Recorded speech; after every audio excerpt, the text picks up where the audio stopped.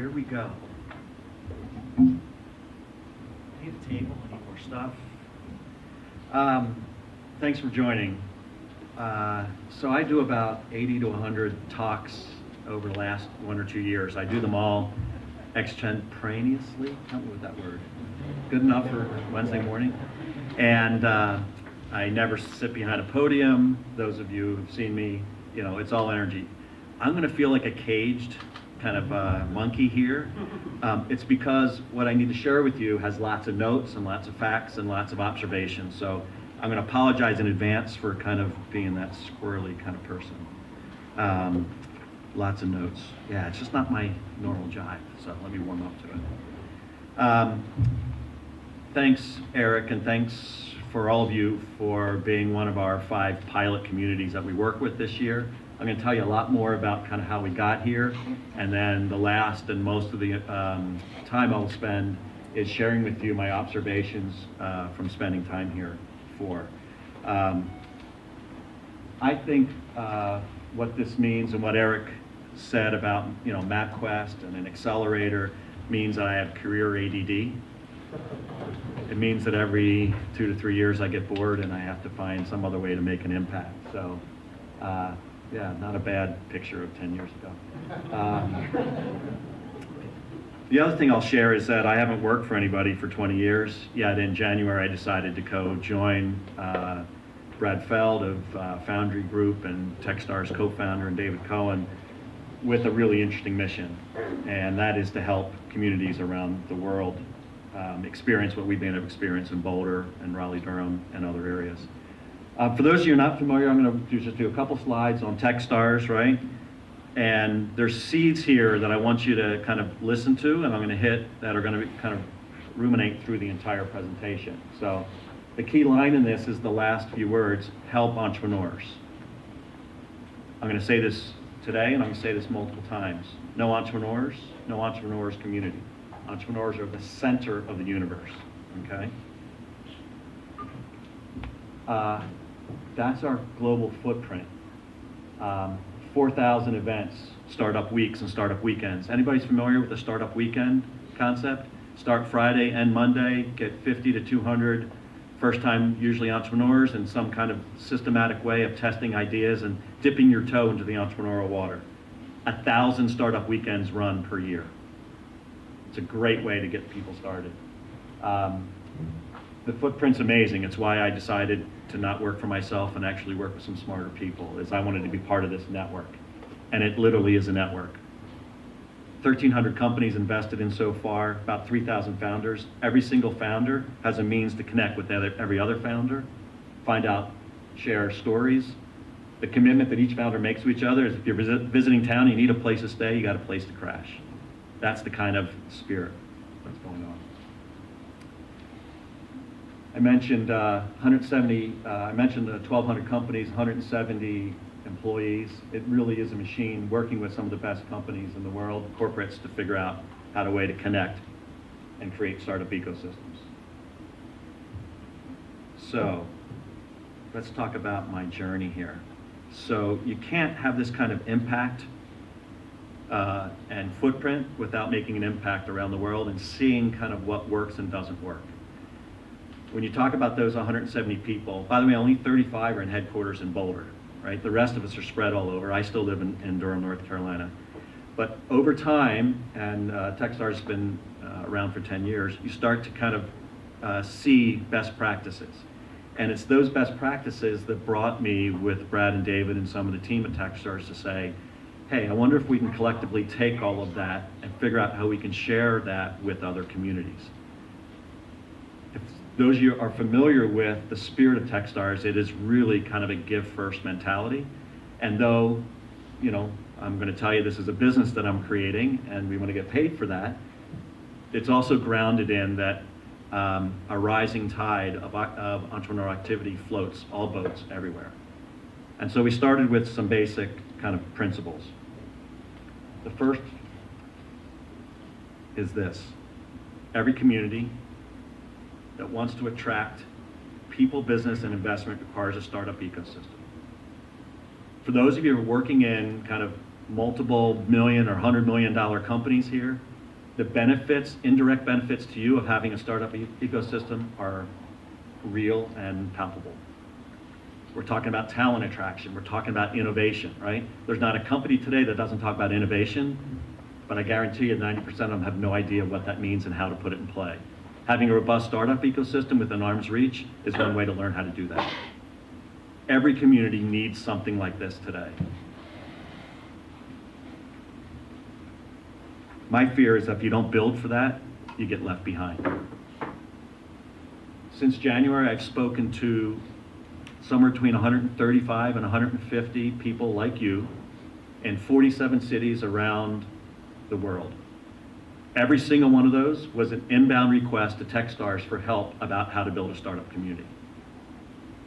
Now, you should take that and both smile and be scared shitless, right? Because it means that, you know, if you're in this room, you believe most of this, and you want that for Fort Wayne and greater Northeast Indiana. You also should know that everyone is thinking about doing this. That's okay. This isn't a competitive game. There's room for everyone, right? We're not going to kind of all, you know, fight over the crumbs of the pie. We're all here to make this pie significantly bigger. Can I get a how you doing?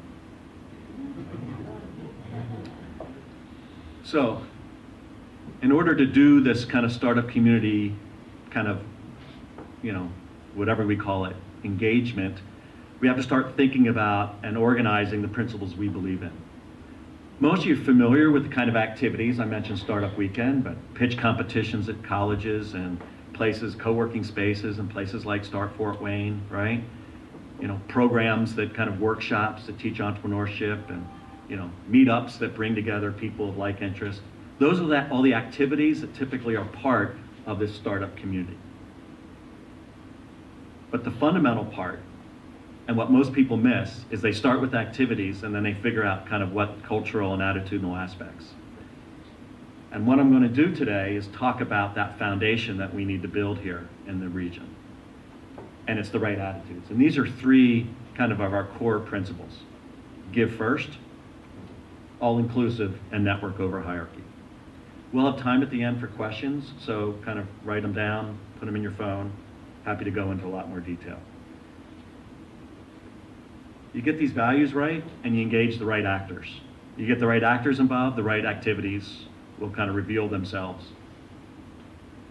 Brick by brick, piece by piece, the startup community gets born.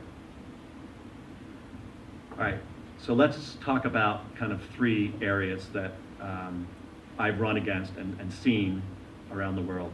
First of all, is that when people think of startup activity and startup community, they think of this under the umbrella of economic development.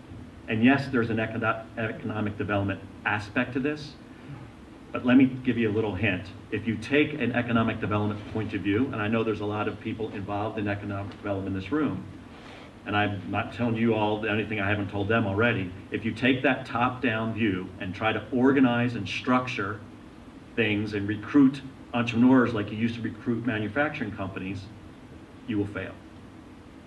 Because there's one fundamental difference between a startup community and an economic development exercise. So, first of all, I'd like a show of hands of anybody who has started and spent full-time committed to a startup. Well, that's a decent damn number. So you know, by definition, we're rule breakers. We abhor structure. We don't like being told what to do. Economic development typically come out of government or quasi-government organizations, typically love structure. They need to organize, they need to plan. Entrepreneurs don't do that. So when you take this approach and you kind of think of this as a methodology about how to grow your startup community, it fails. Because either the wrong entrepreneurs engage or they disengage and go somewhere else. Okay?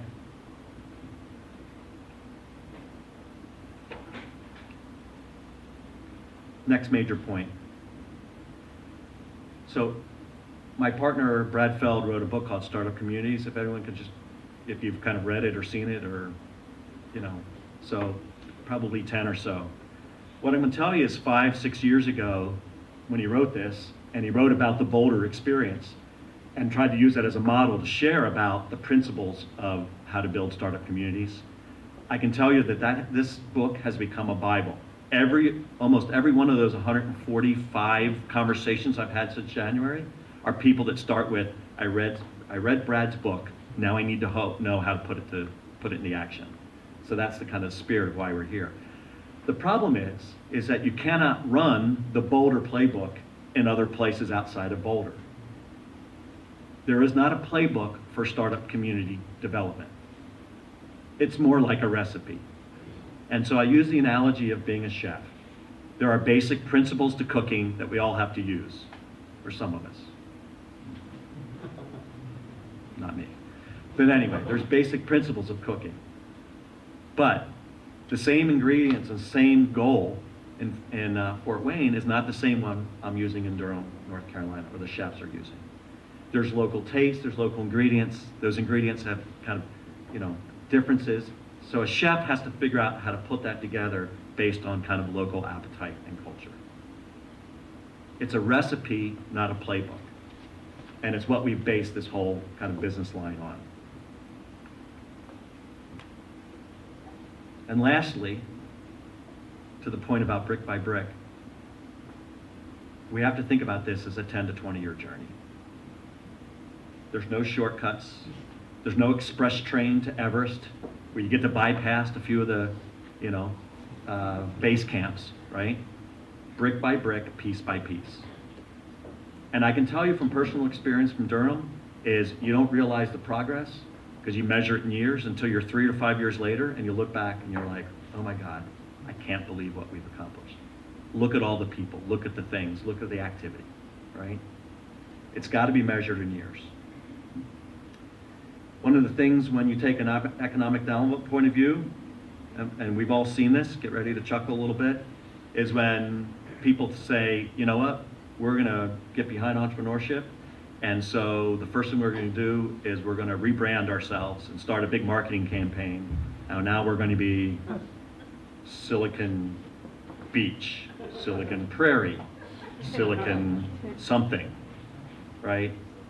It's the first sign that you're making the wrong approach, okay?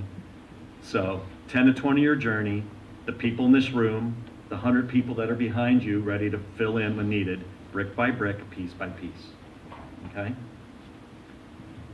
All right, so let's talk about my model. So what we did was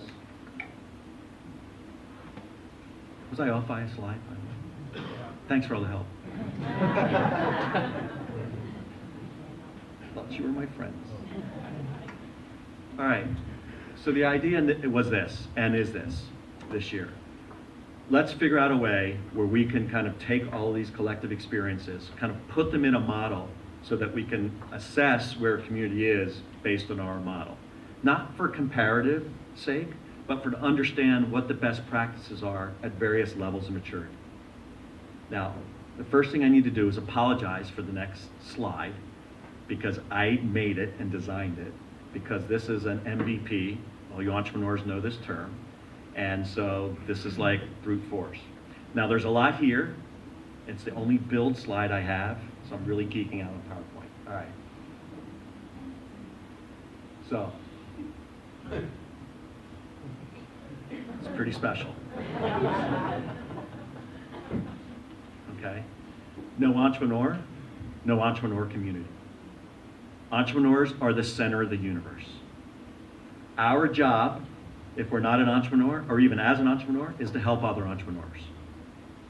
Success in a community is those entrepreneurs building a nicely scalable company. I've been an entrepreneur. I have failed more times than I've been successful, right? Entrepreneurs run out of time and money. Our job in the community is to help them reduce the friction for time and money. Entrepreneurs are the center of the universe. The best way we can serve them is by developing a culture around that entrepreneur that helps them do the things they need. Great CEOs and founders find the resources necessary to grow their company, finding customers and capital and employees and partners, right? And space and all of the assets they need to bring it together. you build the right culture, they can find those things quicker and easier. We've developed 4 other kind of themes, and these 5 themes, culture, in order of importance: culture, density, talent, capital, and institutional support. I want you to think about these for a second. Let me run through them again. Culture. I need coordination here. Culture, density, talent, capital, and institutional support. How many times have you been in a discussion where those things are completely opposite? Well, we need more help from the city or the government. If only they could, grant us more money or find more money. If we could just recruit more capital into our area, our community would be awesome. I'm telling you, it doesn't work that way. Culture, density, and talent trump capital and institutional support. It has to be in that order. Lastly, it is a community. We don't get hired to be a community leader, right? These evolve. You don't kind of go to school for it, get a degree and start up community building. It takes lots of actors all around the community, and it needs to be inclusive, okay? And these are kind of like the 9 buckets we came up with. And it even includes media and social media and bloggers. We'll talk about that a little bit later. Now, in this model, what we've outlined are 28 conditions or factors that we're going to kind of look at when we look at a community. And some examples are on that left-hand side. I mentioned storytelling, motivated leaders, our executives migrating in, because as companies scale, they're going to need executive talent. Right? And these are just 9 or 10 examples of the 28.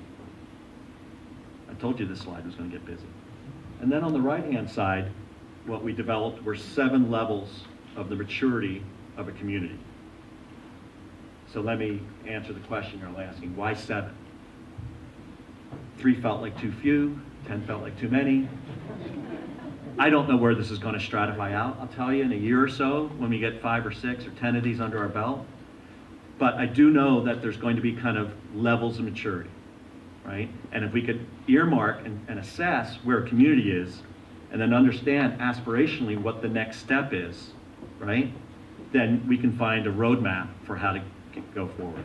For those of you who have run and started a company and tried to scale it, to quote Steve Jobs, you know that startups don't suffer from starvation, they suffer from indigestion. Okay? Startup communities are saying, you all are smart people. You can all read the same stuff I do. You can all talk to the same people I do. There are 100 different kinds of activities and things we could do to kind of kickstart this startup community. Our challenge is to find the right 4 or 5 that you can execute, really well over the next year and build upon that. Is that there's very strong interest. I mean, I don't know, 70, 60, 70 people here is supported that. Strong interest of a starting point for community growth and development. And I found some really good motivated actors who wake up every day saying, I want to make this region someone special. And a lot of you in your room, I don't want to call you out individually, but I want to thank you for your honesty and speaking kind of, from the heart about what you care about and what's working and what's challenging. Obviously, there's clear opportunities, but there's also significant challenges. And what I want to share with you is my observations, followed by my recommendations. I can't tell you that all of these are perfect or they'll work. We're going to have to find, and I'm willing to help, kind of the recipe for this region. So the way that I grade this out is that we're at level 1. We're at the formative stages. Now, that's actually good news in a way. We don't have to break a lot of stuff, right? And I feel like there's a way that we can kind of do kind of a restart, maybe from manufacturing days 15, 25 years ago, and kind of create kind of a new community attitude. Aspirationally, the things we need to do is start kind of supporting organizations across organizations. We need some regular community events. These are the things that start happening at level 2 and level 3. Things you already know about. University talent, we need to start recruiting them into our companies and give them a reason to stay. And we need to see kind of startups regularly being formed. I think of this like a funnel, and so we need to build a pipeline. And I think the next task is to find kind of 8 to 10 community influencers. Hopefully the majority of those are entrepreneurs and have an entrepreneurial bent, and we'll explain why more in a second. So there's more work ahead. If you care, of course you do, here's kind of where it breaks down in terms of those 5 areas. We're heavy on the institutional support, that's great, but as I said, that's the last of the 5 factors. Obviously, we need to work on kind of the cultural aspects of this community, and that's where I'm going to spend most of my time and most of the recommendations. My feeling is great entrepreneurs find capital, and capital is a lagging type of thing, so we're going to concentrate on the first 3, though I do have a capital idea to share.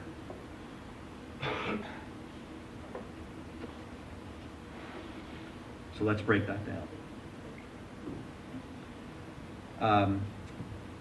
So let me borrow a phrase from Brad and Foundry Group, one of my partners, and adopt it for this, this exercise that we're on, is that I'm going to share constructive and honest feedback and deliver it kindly.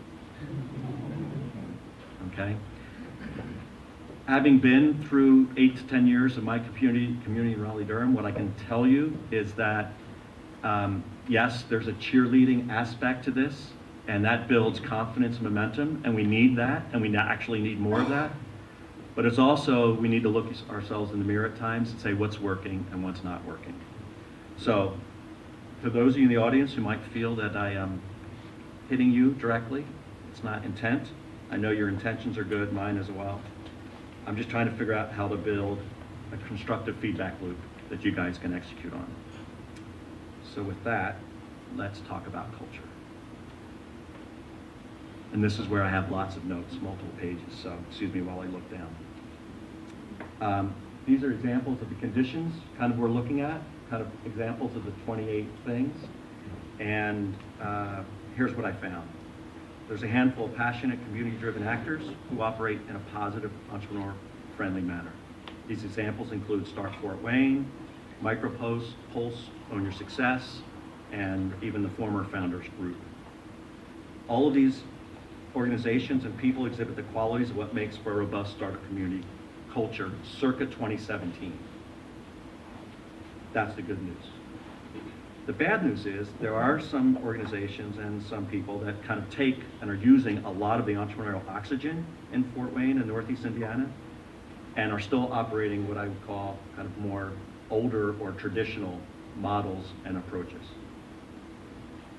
What we understand about community building is that it is a complex mission, not a complicated mission. The difference between complicated and complex is you cannot engineer complex. Complex things are like poverty, right? We can't engineer them. Sending a man to the moon is now complicated. Complicated things need command and control, structure and hierarchy, and rules and plans and budgets. Complex things are completely the opposite. We need experiments. We need inclusivity. We need different people doing different things to figure out which ones work. Let me speak from personal experience in terms of my partners, all of them who are entrepreneurs. We're rule breakers, right? We're nonconformists, as I mentioned. And so any organization or person who kind of uses what I typically see as our traditional business muscles, right? And I'm 57 years old. I grew up in a $6 billion company. I know all about structure and hierarchy. What I'm going to tell you is what I learned over the last 8 years is to unplug those wires every single day. Competing and fighting and silos don't work in community building.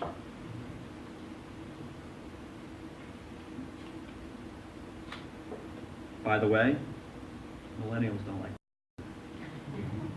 They're 50% of the workforce. There's a few sitting in here, right?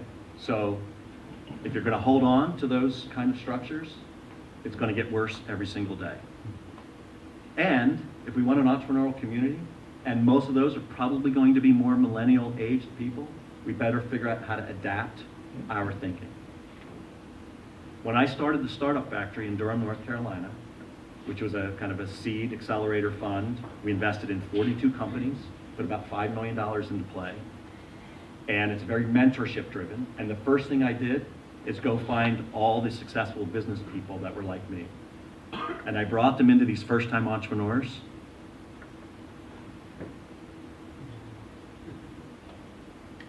And though they're to be respected and they have, kind of really great insights, those insights are how do you run a $100 million company?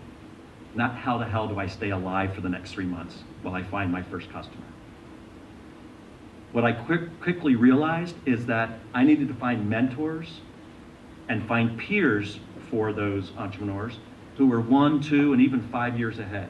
Yes, even someone 1 year ahead of you can give you better advice than someone my age, unless you've been rewired. It's not by accident, okay? I could wear khakis, a button down, and a blue blazer like nobody else, right?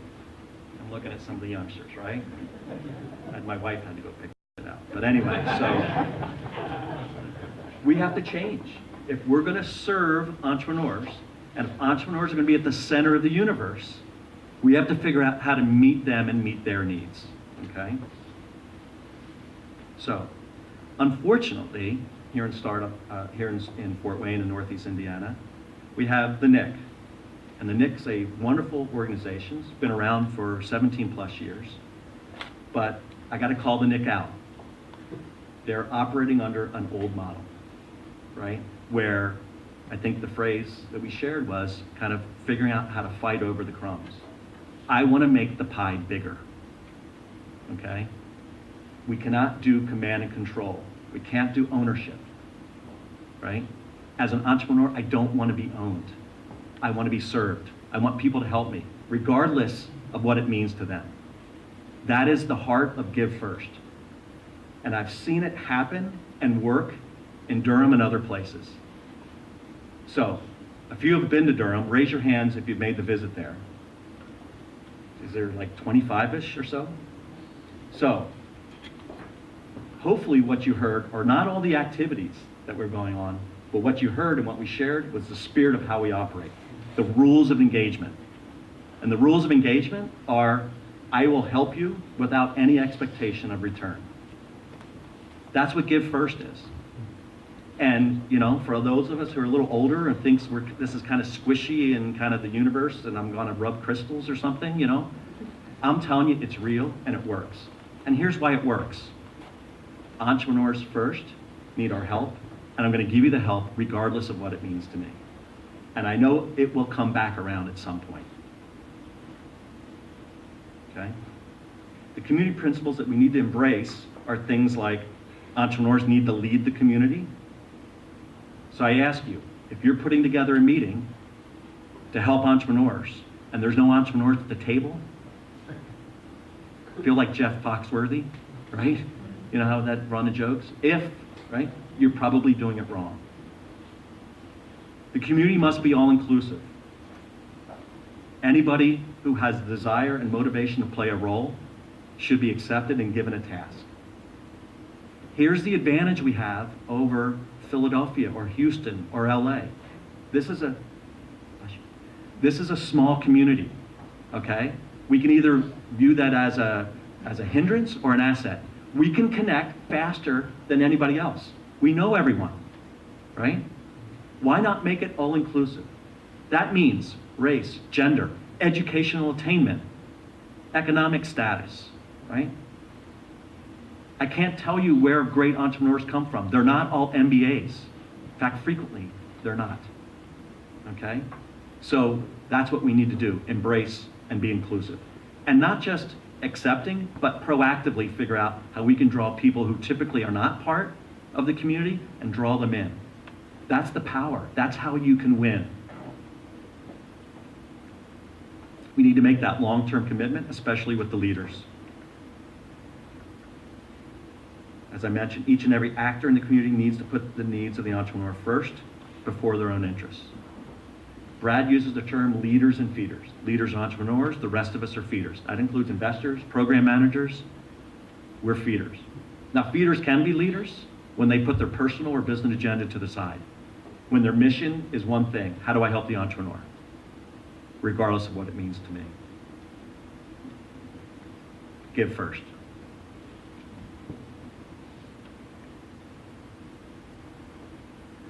So I heard from many entrepreneurs that a lot of the organizations here, including Nick, are not the place for them. That's disappointing. It's your signature place, right? They said, that's not a place that I would go. They don't host events and convene. Great events create connectivity and interact with people, and we're not finding that there or many other places.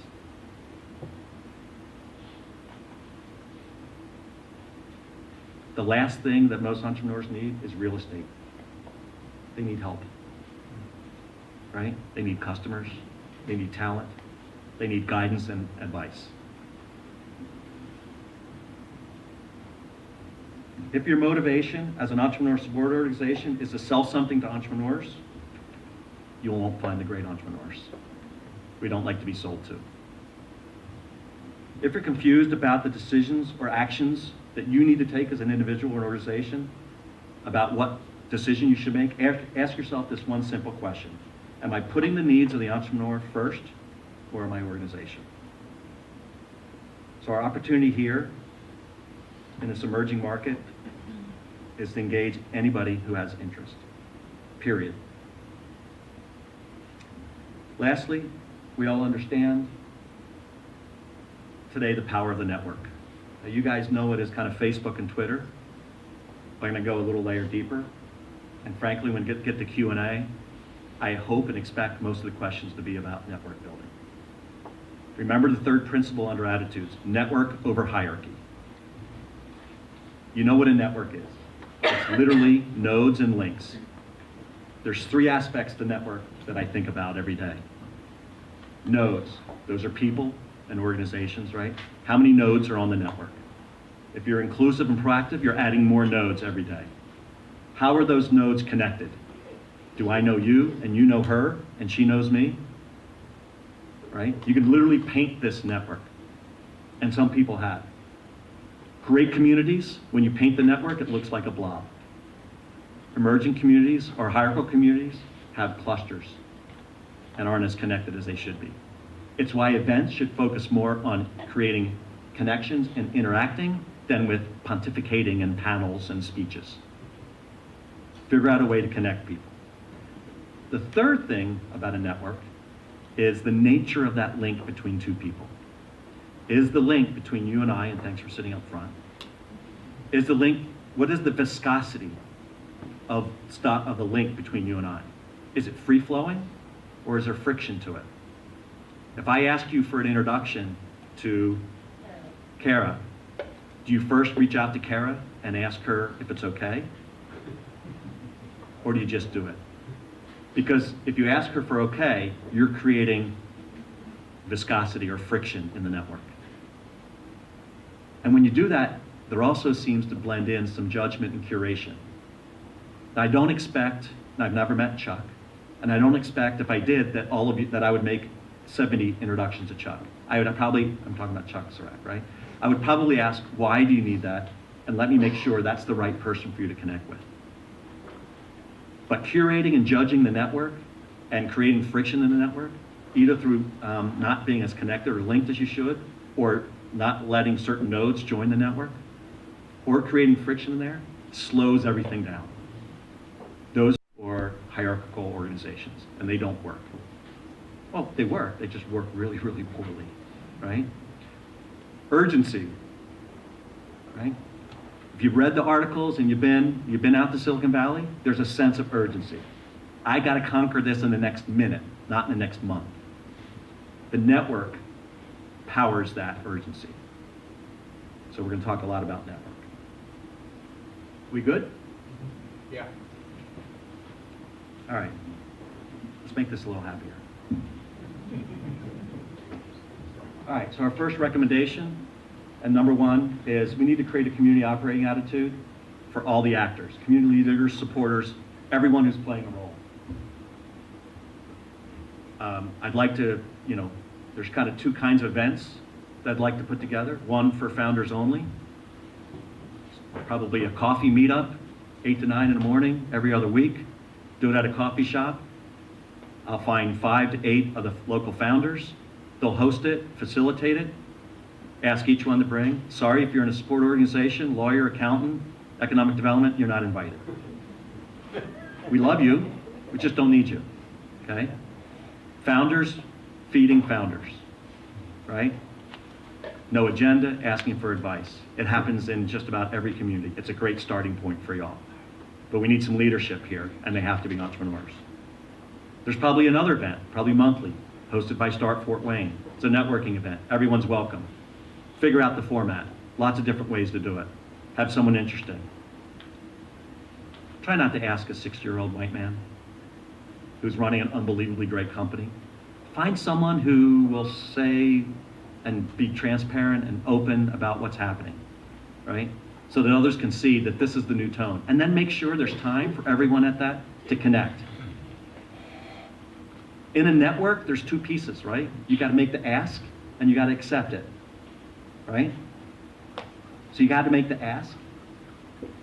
I could ask for some help. Can I grab a coffee with you? I'd love to pick your brain for half an hour. And then the other person that says, yes, I'll make time for that. The leaders have to dedicate 10 to 15% of their time to do it. The leaders set the tone for the rest of the community. We need to create these rules of engagement. One of the easiest things you can do, show up at each other's meetings. Vote with your feet. Don't just do yours. That's selfish. That's single-mindedness. We're here for the community. Show up at each other's events. And not just show up, but pimp them out. Use your network. Every one of you knows 2 or 3 founders. Maybe they're your neighbor, your brother, your kid. You say you need to go to this meetup. Even if you're not ready, just go and hang out and listen and drink a cup of coffee. Right? No friction. And we're happy to help. We'll put together some video chats, myself, Brad, David. We'll share with you our war stories from Boulder and Durham and all parts around the world. Whoever wants to convene that meeting and put it together on a video chat, we'll jump in. That's an easy 30 minutes. Happy to give. In fact, when I reached out to Brad again with a question this week, he said, I have a soft spot for Fort Wayne. My first customer and my first startup was in Fort Wayne. I don't know who that is, by the way. So, by the way, I've done this all without glasses, Eric.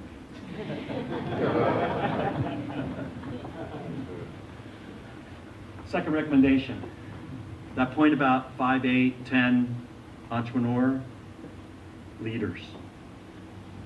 I mean this with all my heart. This is no disrespect to everyone who's kind of in entrepreneurial programs and positions that are doing things and working your butt off. We need you, but we need to tease out entrepreneurial leaders and have them set the tone.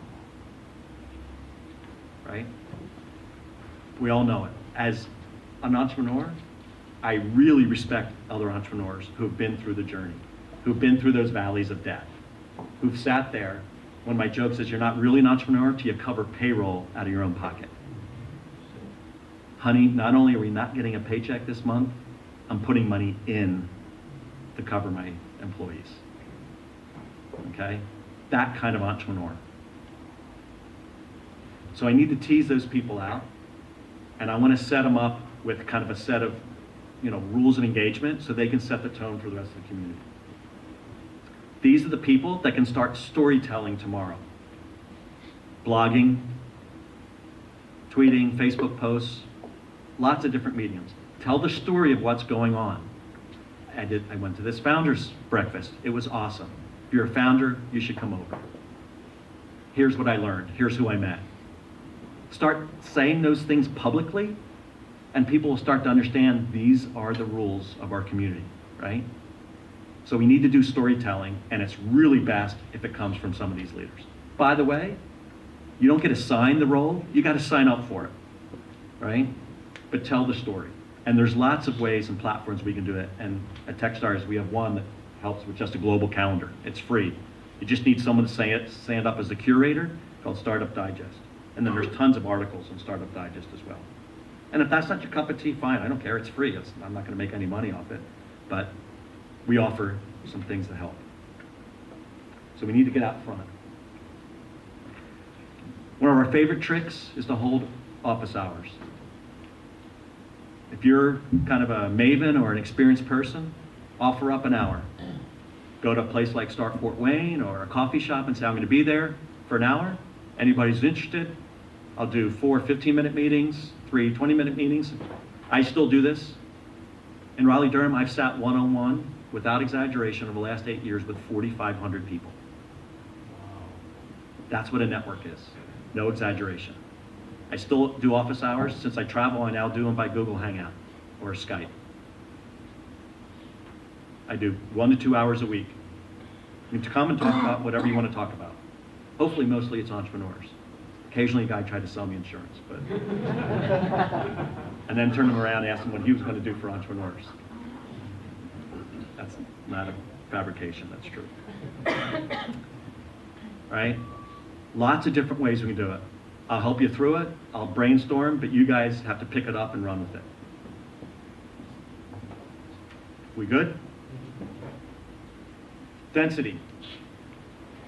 Obviously, since there's not a ton of activity across founders and space and all of these factors on the right, CS graduates are computer science.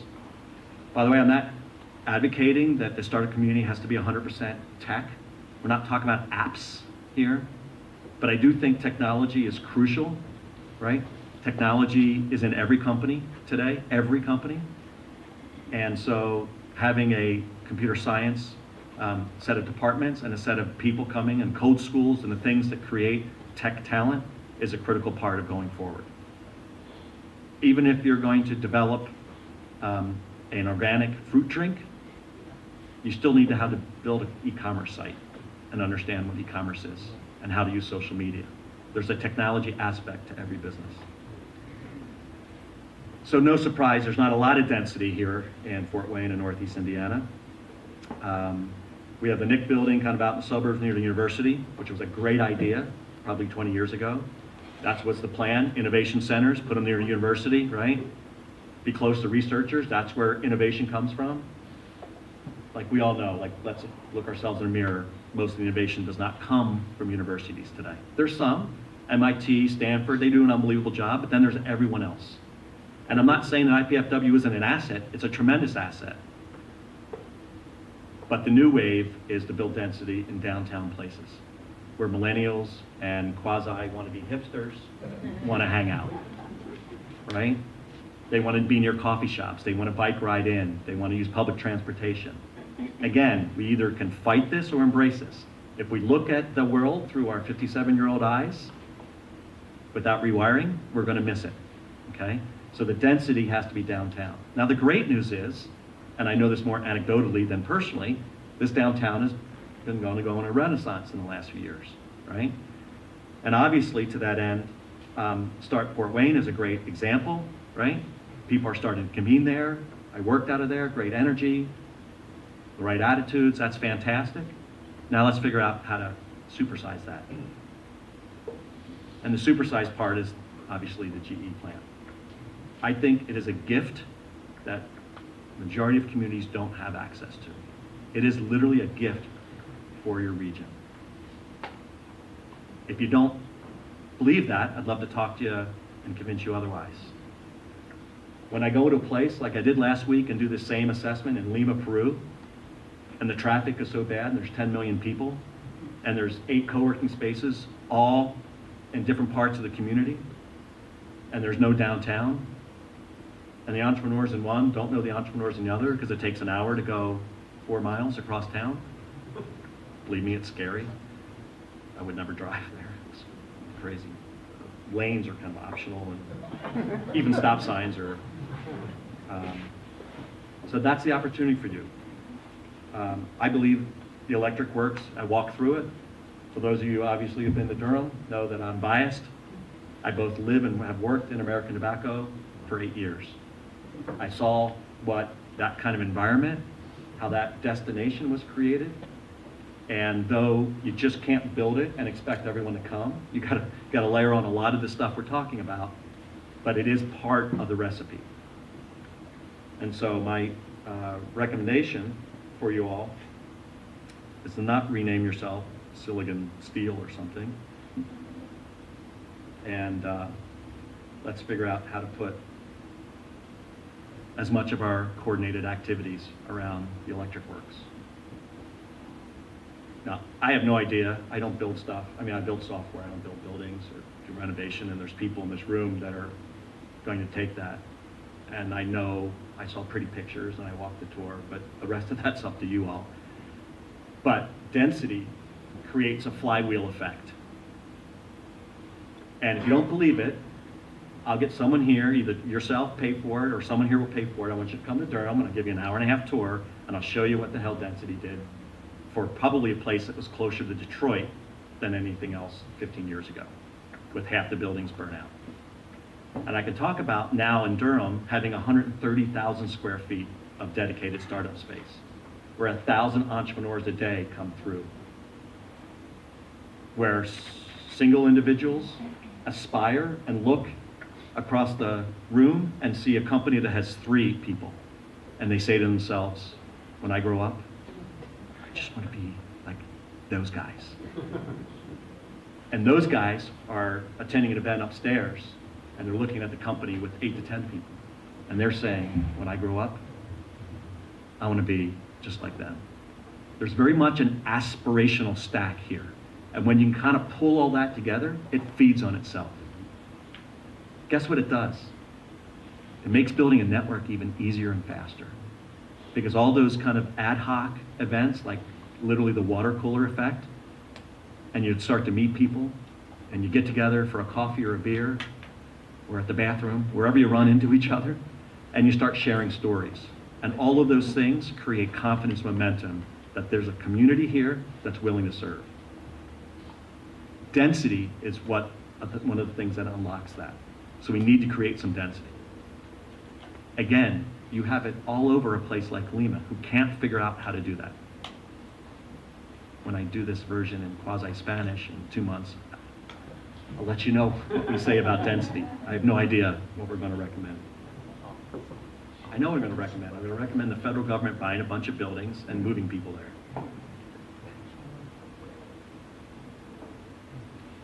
What you may need to do, and be prepared, and I don't know if anybody from the cities here, or the county, or how the organizations are set up, but you may need to create some incentives to make sure that you can get representation along that stack. If you're interested in entrepreneurship and you have a motivated and a role to play, you should have a place in the electric works. And maybe it's just, a membership and you show up once a day to have meetings or once a week. I don't really care, but you need to show up there, right? And I know there's things like contracts and leases and all that stuff. Work it out. Figure out how to work it out. I'm not a big person that says startup community should be coordinated. This thing can be coordinated. If you have an idea or a role to play, find the people and share your idea and figure out how to get your butt there. Obviously, I feel pretty strongly about that. I just have seen the effects. Let me also remind you, it's just not the space. This is not the field of dream strategy. If you build it, they will come. Okay? We're going to have to do some things around it. Talent. They're not, simply for the size of this community, there's not enough founders that I found. Now, I'm guessing there's more out there. We've just not given them a reason to come out of their home, their garage, wherever. I don't know whether that's 20 or 50 or 100. But a community has a robust kind of entryway or top of funnel as a startup person. The reason the reason communities have more startups and less is because all of us have shown them that the first couple steps are not as scary as their fears have been telling them. So we have to find a way to tease these people out. And I don't see very much pipeline building activity here. So, this is probably the third most important aspect, even though it's labeled number 4. We need to figure out top of funnel activity. There are many ideas. I have a handful, and I'm happy to work with anybody and a group of you to figure out how we can put 4 or 5 of these into place. One of the things I share with people is that there's not one window or door into the entrepreneurial room. Each of us come from a different place. If 1 million cups is your cup of tea, fantastic. As a non-coffee drinker, I'm probably going to look for a different door. Let's build multiple doors for multiple people, right? Figure out all the different ways that you can engage and create an inclusive community and show people this is what it's like. Surround them with people that have leapt a month ago, a year ago, 2 years ago, and show them there's a community behind them and ready to support them. You want to build and expand the top of the funnel? Do those kinds of operations. I know there's some press here. By the way, I'd love some more coverage. Not for me, and not for Sweetwater. I think they're doing okay. They're not the only entrepreneurial game in town. In fact, I think their entrepreneurial label probably should have been shed years ago. But let's find some of these little 1, 2, and 4 person companies, and let's tell their story. I mean, it's like a reality TV show. Tell their story. And then other people say, that could be me. Maybe I'll leap. The local colleges and universities are a great pipeline. I know, God, I had to do this in order. IPFW, sometimes I get the things mixed up. I'm sure some of you do as well. St. Francis and Indiana Tech, you know, they all have entrepreneurial programs. Fantastic. Let's get them better connected to all the places. Let's make sure each of them have an office or a place for their entrepreneurial-minded students to come and hang out and start Fort Wayne and eventually in the electric works, right? Let's start building those bridges. Go and guest speak. Offer to go help. Let's run a startup weekend out at one of the universities. Let's run one downtown. Let's experiment and find these things and figure out a way that we can just start building this machine. I mentioned the coffee meeting. I mentioned maybe a monthly social. I can't tell you the exact recipe. You guys will have to figure it out. I'm here to help. But you need to try 4 or 5 different things and give it a couple months and see what sticks. And if you're jonesing to measure something, measure how many people show up, get email addresses, add them to a mailing list, right? Don't overspam them. Just enough. If you deliver good information in email, it's not spam. If you're only selling, it's probably spam. Connect, share, interact. As we start to do that, the next thing we do is we need to kind of start working on mentorship. Now remember, mentors, and with all respect, the guys out there and ladies that are my age, were probably not the perfect mentor. The things I did to build MapQuest 20 years ago have absolutely no relevance to startup building today. Now luckily I've been rewired and I know how to connect people, and I connect people that are smarter than me when someone needs help. But we need to think about mentorship in a little different way. I'd love to blow it up and make it a little bit more broader, and we're happy to train you all up on doing that. Again, a set of video conferences or whatever it takes. The other thing is we're a small community, 3 hours from Indy, Cleveland, Chicago, Detroit, all these places. It's really not that far. So let's start thinking about kind of a regional mentor network instead of just a local one.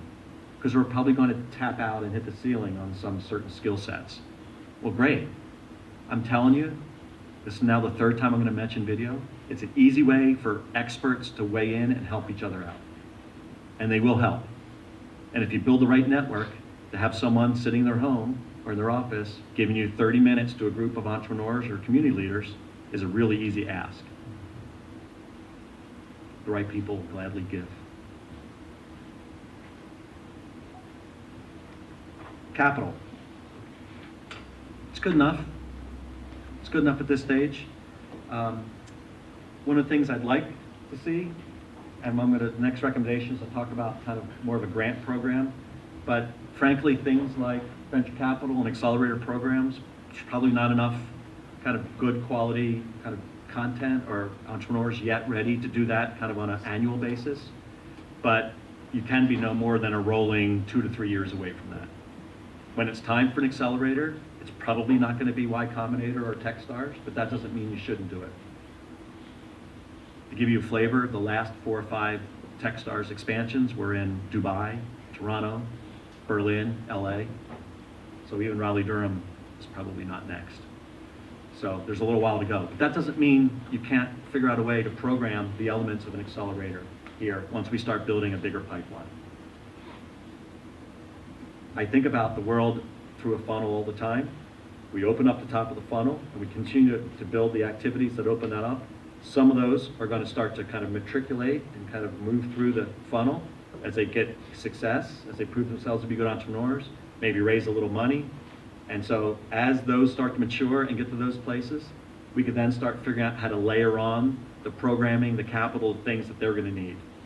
But we need to open that top of the funnel over the next 12 to 15 months.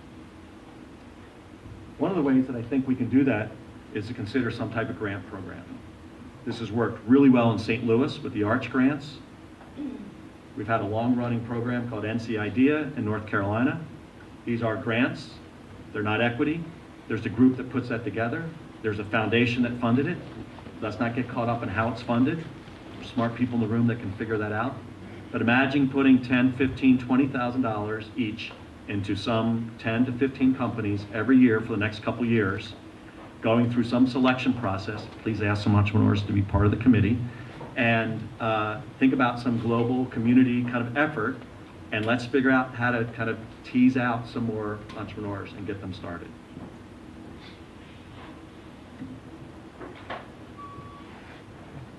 Oh, by the way, and pimp the crap out of it, right?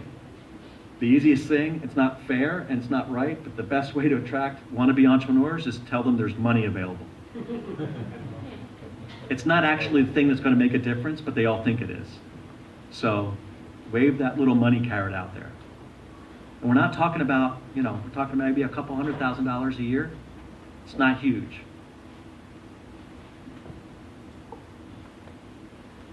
Lastly, institutional support. So I did have the opportunity to spend time at the 3 universities I mentioned before. Obviously, I've spent time with kind of the other kind of institutional players like Greater Fort Wayne and Northeast Indiana Regional Partnership. I did not have a chance to talk to anybody in the city. Either that wasn't on their priority list or whatever. I will tell you that a lot of communities, when we come in, because of our brand and our awareness, the mayor wants to buy me a drink and pick my brain. So your mayor's not there yet, no judgment, but the city does have a role to play in this if they're behind it. I would have loved to see a little bit more activity there. So when I think about institutional entities, I think about government. I think about kind of quasi-government, like chambers and those kind of things. I think about universities and colleges, and I think about corporations. So one of the things that works really well as you start getting a little deeper in the funnel is to get more corporate buy-in. And I'm not just talking about money and sponsorship for your event, though that's helpful and a great way to start. We're talking about something deeper. We're talking about the key executives and corporations understanding that a robust startup ecosystem will benefit them indirectly in years to come. It means that they offer support. And again, don't send me your executive VP of finance. Send me that 30-year-old person who's been building out a new innovative product inside your company, and plant them at some events and make sure they're engaged, right? If you're rewired, great. If you're the CFO and you're rewired to the new age, then great, love to have you. We're all inclusive, but don't target them like that. Corporations can help, though I believe corporations kind of put money into some of the organizations we talked about previously. I really didn't see a lot of direct connection with entrepreneurs.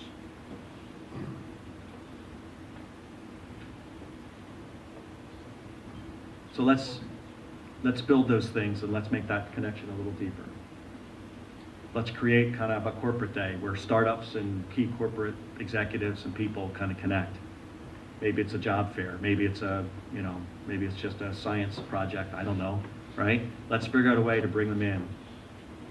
Let's not go to the corporations, let's bring the corporations to start Fort Wayne or the Atrium or to, when the first building's ready over GE. It's amazing what happens when people connect with people. It's really easy to be angry at an organization that you don't think thinks like you. Oh, that corporation, they don't get it. Well, you know what? I bet they don't, but I bet there's people in there that do. Let's find those people and bring them in under the tent. Let's give them a reason to connect. Okay? Brick by brick, piece by piece. I've outlined 7 things that we could do. I believe only one of them takes money. The rest of them just take time and effort, and maybe a little rewiring of each of our heads. So if I left you with 3 things to think about, here's kind of the uber message. For all the press, this is your highlights. Let's align ourselves around a kind of common community mission that's not about what we want to accomplish per se as a support organization or about an organization that's about entrepreneurs. Let's sign up for serving the entrepreneurs in whatever capacity they need and put their needs before ours. Let's figure out how to build the top of the funnel and start creating a pipeline of entrepreneurs. This isn't Little League. Not everyone's going to get a trophy. We're going to have to give positive, but honest feedback to some of these terrible ideas. Let's give them a reason to come back with the next idea. Let's give them a reason to learn from our collective experiences and the ones that we're going to build for the people that aren't in this room that we tease out. And that's rally the community around the General Electric plant and figure out how that can become that downtown destination that on its own creates a flywheel effect for the community. And that, my friends, is what I got.